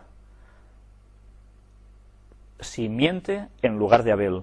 Recordemos que en Génesis 3:15 se hace la primera profecía donde dice la guerra que habría entre los descendientes de Satanás y los descendientes del pueblo de Dios, o sea, los hijos que no siguen lo correcto y los que siguen lo correcto, hasta llegar al Mesías, donde hay el gran conflicto y donde se decide la suerte de toda la humanidad de todos los tiempos. Es muy importante conocer que Jesús venía de la simiente precisamente de Set. Set aventajaba en estatura a Caín y Abel, y se parecía a su padre Adán más que sus otros hermanos. Os vais a sorprender cuando veáis qué descripción se da de Adán. Ellen White escribe sobre ello, y entenderemos cómo la tierra verdaderamente estaba habitada por gigantes.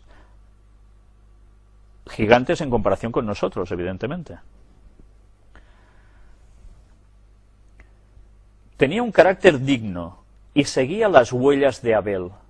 Sin embargo, no había heredado más bondad natural que Caín. Esto es interesante. Si nos damos cuenta, ya los hijos de Adán y Eva heredan la tendencia que al bien o al mal. Al mal. El pecado ya ha quedado registrado en nuestros genes y nuestra tendencia natural ya no es el bien, como era la de Adán y Eva antes del pecado, sino nuestra tendencia natural ya es el mal. Y debemos luchar contra eso.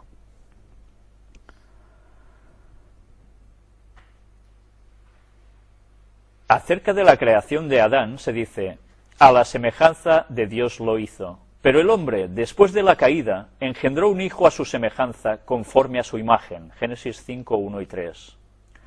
En tanto que Adán había sido creado sin pecado, a la semejanza de Dios, Set, así como Caín, heredó la naturaleza caída de sus padres. Pero recibió también el conocimiento del Redentor e instrucción acerca de la justicia.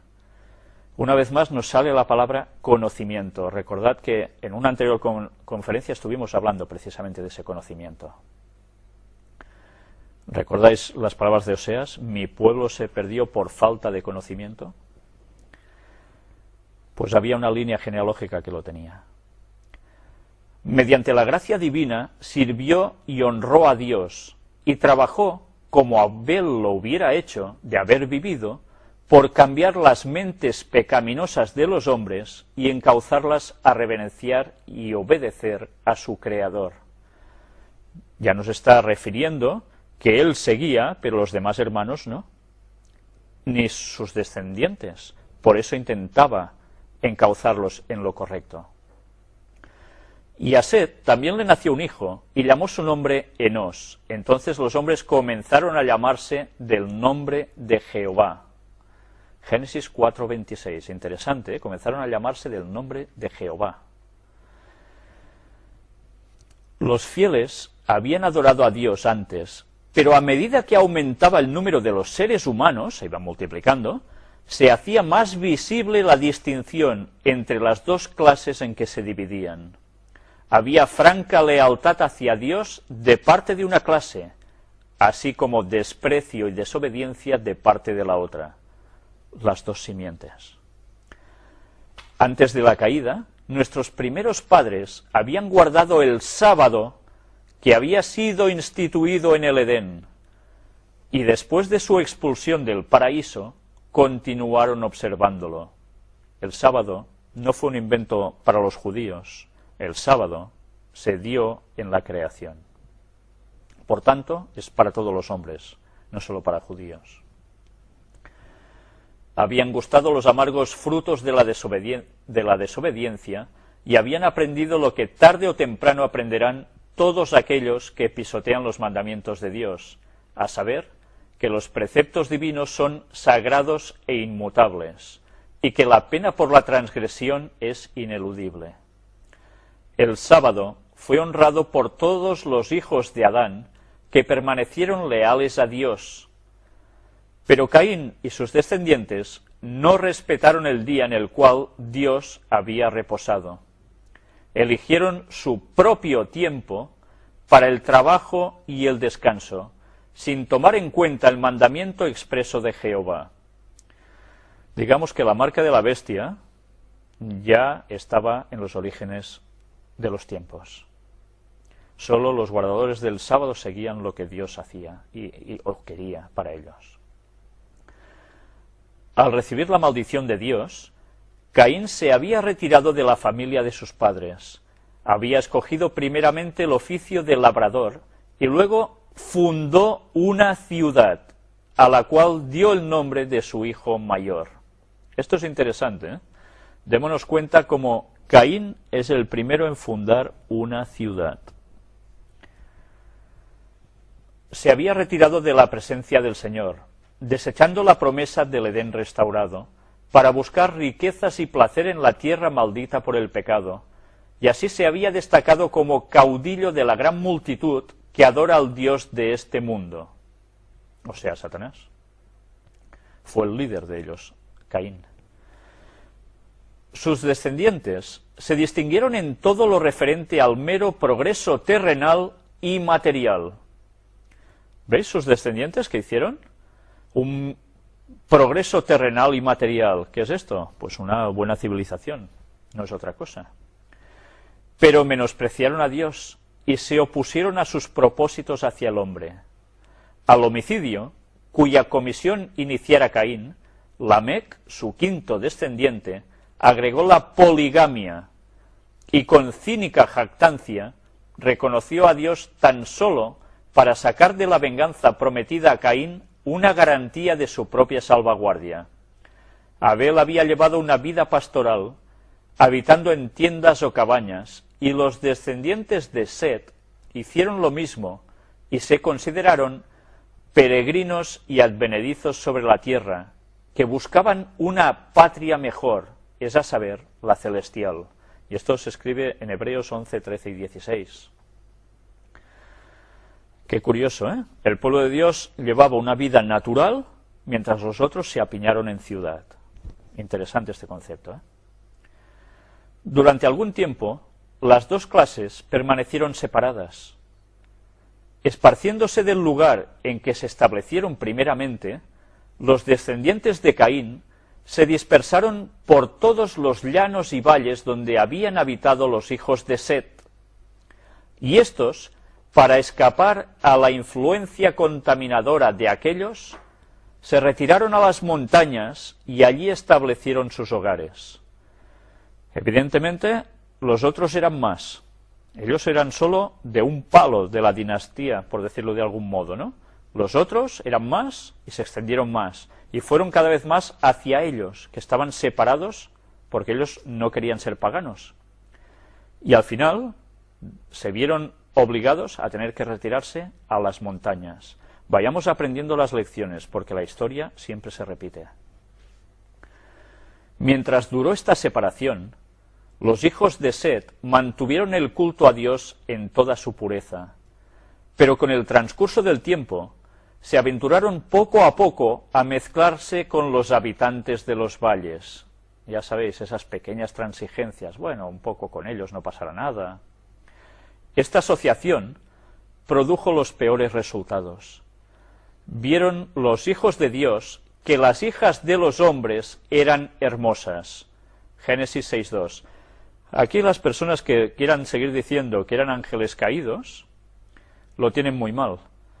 En el contexto que Ellen White misma cita, dice que estos hijos de Dios eran los descendientes de Set, no ángeles caídos. Atraídos por la hermosura de las hijas de los descendientes de Caín, los hijos de Set desagradaron al Señor aliándose con ellas en matrimonio.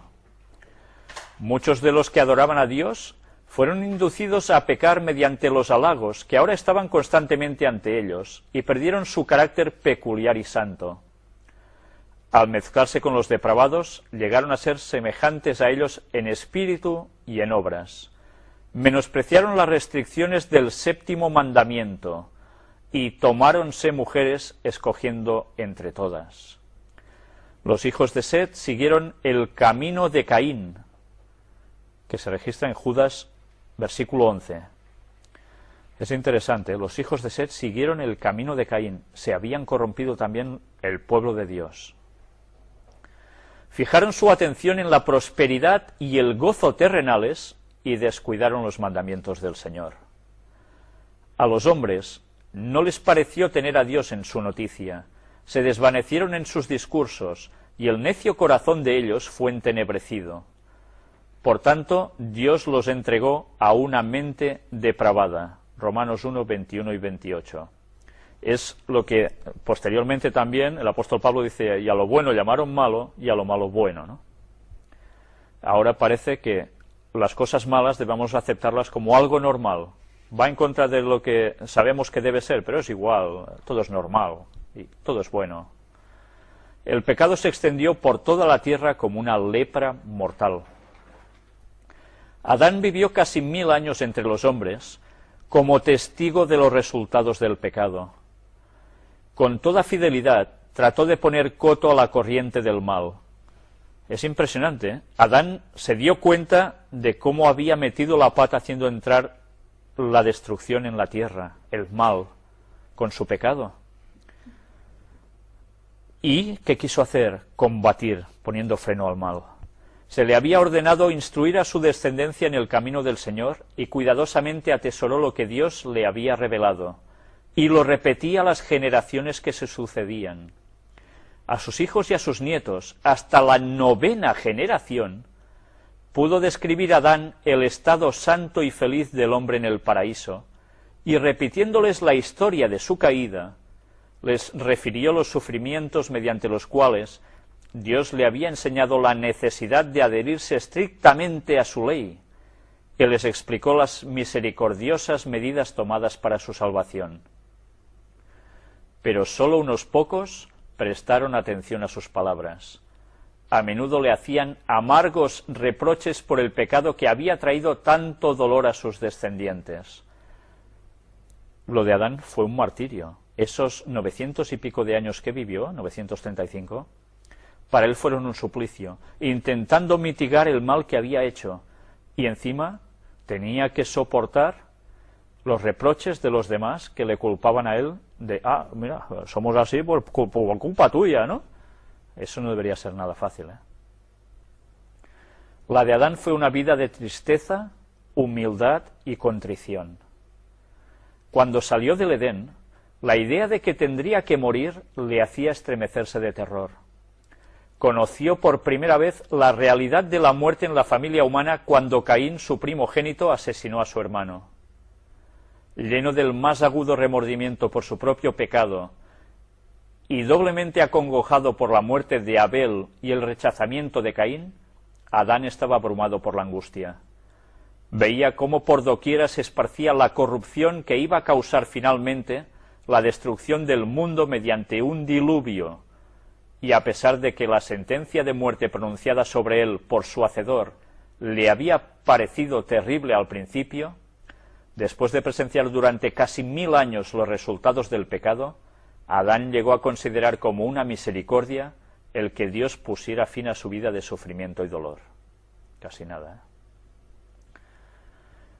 No obstante, la iniquidad del mundo antediluviano, esa época no fue, como a menudo se ha supuesto, una era de ignorancia y barbarie.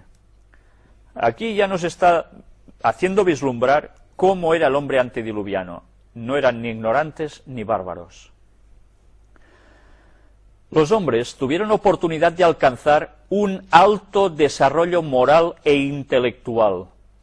Poseían gran fuerza física y mental, y sus ventajas para adquirir conocimientos religiosos y científicos eran incomparables. Es un error suponer que porque vivían muchos años, sus mentes alcanzaban tarde su madurez. Sus facultades mentales se desarrollaban temprano, y los que abrigaban el temor de Dios y vivían en armonía con su voluntad, continuaban aumentando en conocimiento y en sabiduría durante toda su vida.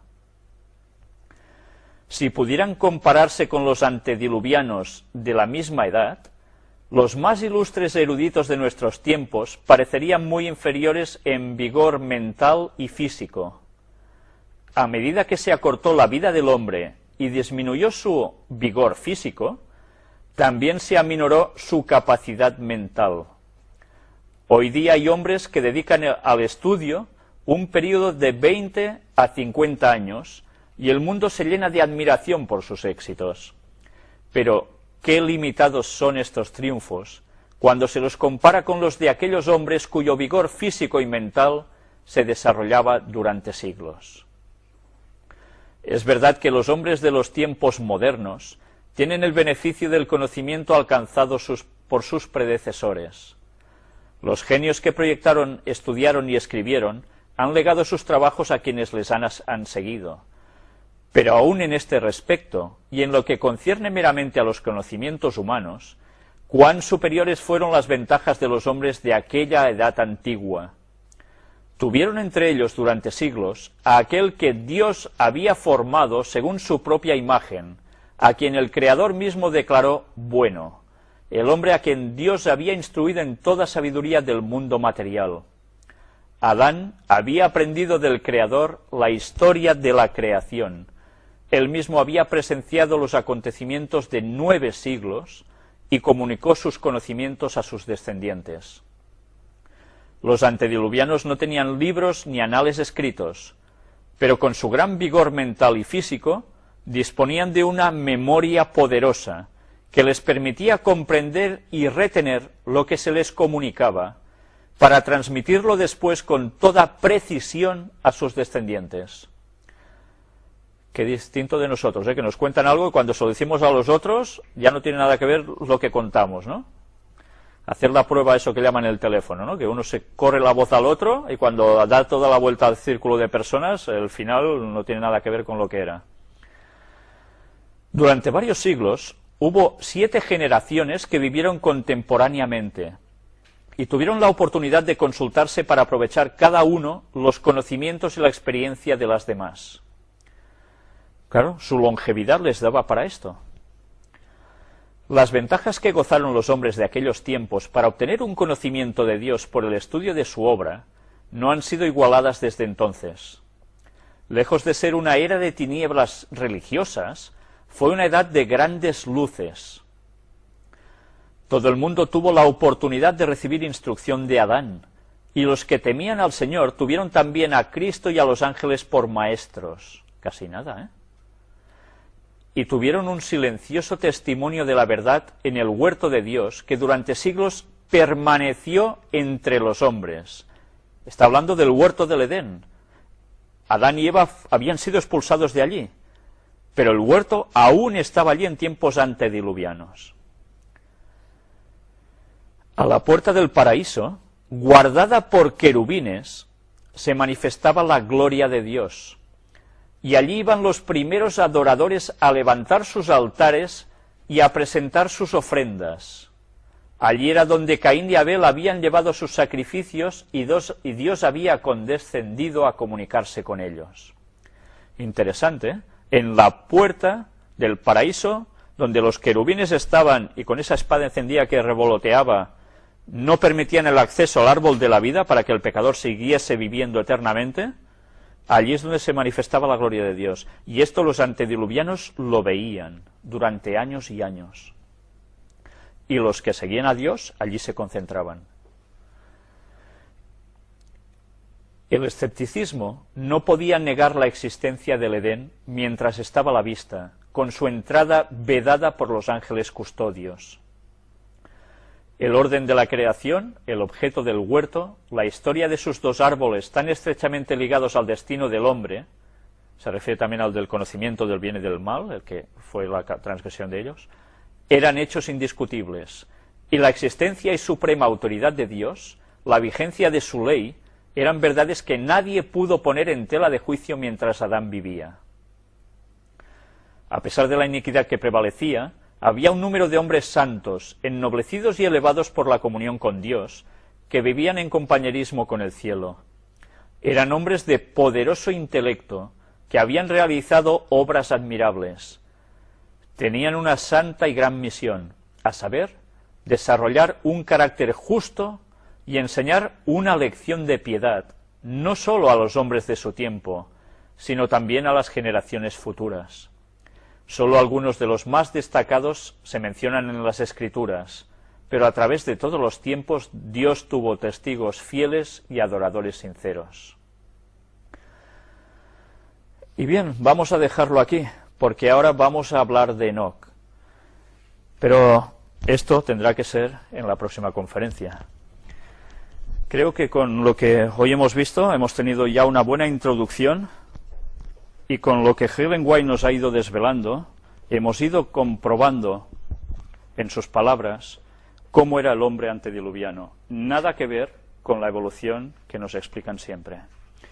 Vais a quedar maravillados con todo el resto de cosas que ella cuenta y que, curiosamente, la verdadera ciencia está descubriendo que no son bobadas. Hay pruebas de ello. Esto lo deberemos mostrar en la siguiente conferencia, si Dios quiere. No sé si dará para 2 o 3 conferencias, no lo sé, hay bastante lectura.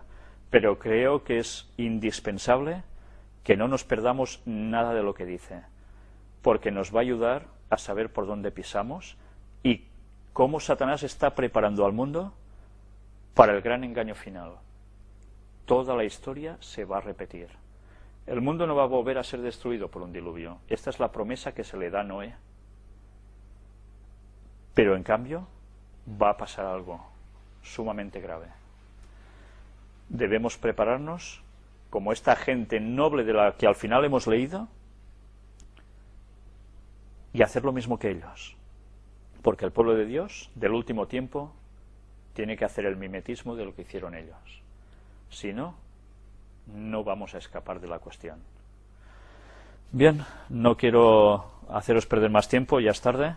Os agradezco todo lo que habéis estado atendiendo en el día de hoy.